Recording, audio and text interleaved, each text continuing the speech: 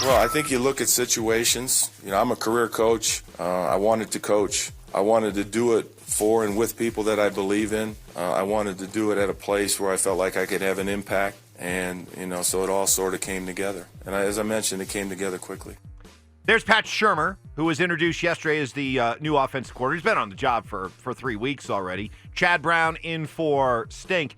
And when you listen to Pat Shurmer, do you hear a coordinator or do you hear a head coach? Like, when you listen to him talk, can you maybe understand why it didn't work out for him as a head coach? Does he sound like a head coach? To me, he sounds like a head coach. He does. A head coach who's certainly media savvy and has perfected the art of saying long paragraphs without a whole lot in them. I was just reading this paragraph where he talked about Philip Lindsay, and I was like, wow, that's a lot of words. 1, 2, 3. There's 8 lines to this paragraph, but he didn't say anything about Philip Lindsay. Right. I was like, wow, this guy, he's a head coach. He's good, huh? This is what you have Foxy to do. like. Yes, it's always been weird for me. I played with Mike Holmgren, and Mike Holmgren would come out, and he wasn't this way. Yep, Chad got a Liz Frank injury. He has surgery on Tuesday, and he'll be out for the next 3 months. And I'm in the locker room still with ice on my foot, and I'm just like, why would you tell our next opponent I'm going to be out for the next 3 months? So most coaches, head coaches, are more like this than like Mike Holmgren, and they have perfected this art of saying a lot but saying nothing at the same time. Next on the Morning Brew. Smith center circle off a Mahimi screen. Right elbow drives, finds right wing outside the arc. McCray for 3. It's there! Oh, it's there! Jordan McCray now with 27 points. He's finding the touch. Wizards radio right there. So the Nuggets did not make a second deal, big deal, but they did make another deal. They go out and they add Jordan McCray, young scorer. Has had some flashes with a really bad Washington team. Chad, I know you follow your hoops. Did the Nuggets do enough at this trade deadline to make you think they have the roster that can make a run to the Western Conference Finals? It feels like to me they just kind of rearranged the decks on the Titanic on the back end of the roster. I don't think there's really, if you were to look at it from a points perspective and rating each player from 1 to 10, and I think these are players who are probably, 6 through 12 on the roster. Did you gain a point or two? Maybe, but you didn't gain 10 points overall on those guys. So, are they at a place where such incremental improvement is going to make them make it to the finals? Probably not.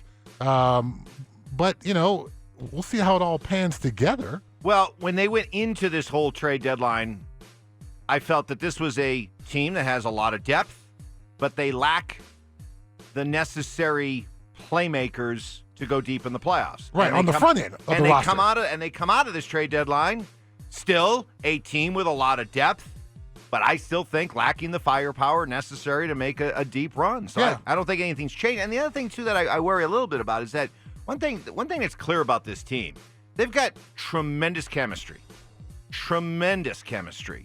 And you kind of disrupted that by trading a couple of popular guys in Beasley and Hernangomez. So not only did they not address the need for more firepower, did they mess with their chemistry a little bit? I mean, that remains to be seen.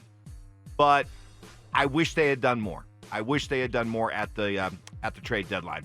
Next on the Morning Brew. Clock for Colorado. Gatling. Good find inside. Gatling with a terrific pass to Schwartz. That was the Pac-12 network as CU got a tougher than expected battle from Cal, but they beat the Bears. And the 24th ranked CU Buffaloes, the proud Buffaloes of Chad Brown, continue to look like a strong NCAA tournament team. Well, they're first in the Pac-12 right now, so I think that's certainly fantastic. And going off of last night's game, when you can play poorly but still find a way to win, I think that speaks to your, internal character, fortitude kind of thing. And, we saw the Chiefs just do a playoff run where they would start poorly and find a way to finish. So there's certainly a successful model for some teams. I don't think Tad Boyle wants every game where they don't lead until the final couple of minutes and they start to pull away then, particularly as they play better opponents. It's going to be a good game tomorrow against Stanford, who's 16-5, one of the Just better lost teams. last night at Utah, by the way. Yeah, one of the better teams in the Pac-12. So they'll be looking for revenge, but the Buffs certainly have to play better. But I'm happy with this team and where it's going. And it seems as if, again, once you can start to have that internal confidence, hey, we can play poorly, but we can find a way to get it together. And then that's kind of that last ingredient sometimes some teams need to really propel them deep into the postseason. Yeah, they had a quiet night from Evan Batty, but other guys stepped up. And, I'm pumped. We're going up. The family's going up tomorrow. We're going to go see CU play Stanford.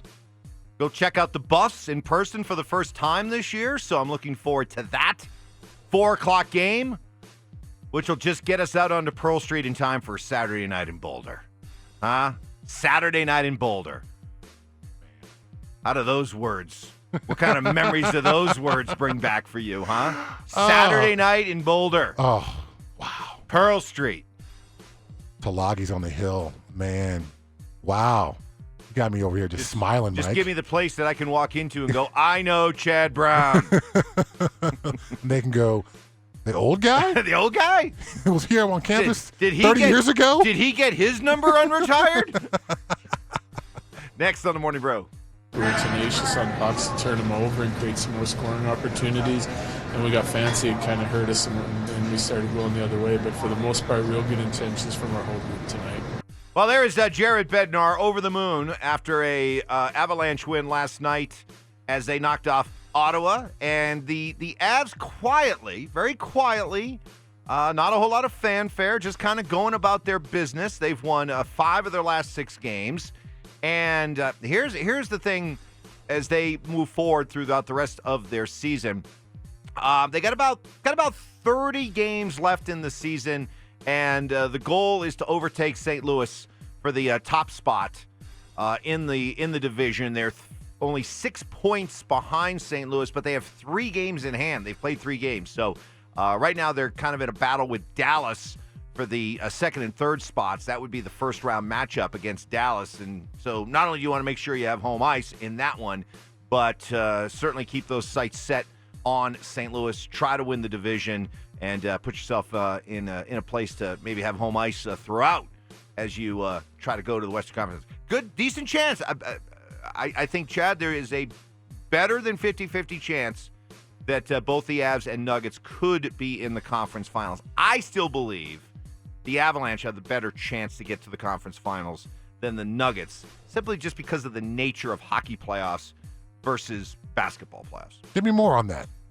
Well, because it's easier to win on the road in the hockey playoffs than it is in the NBA.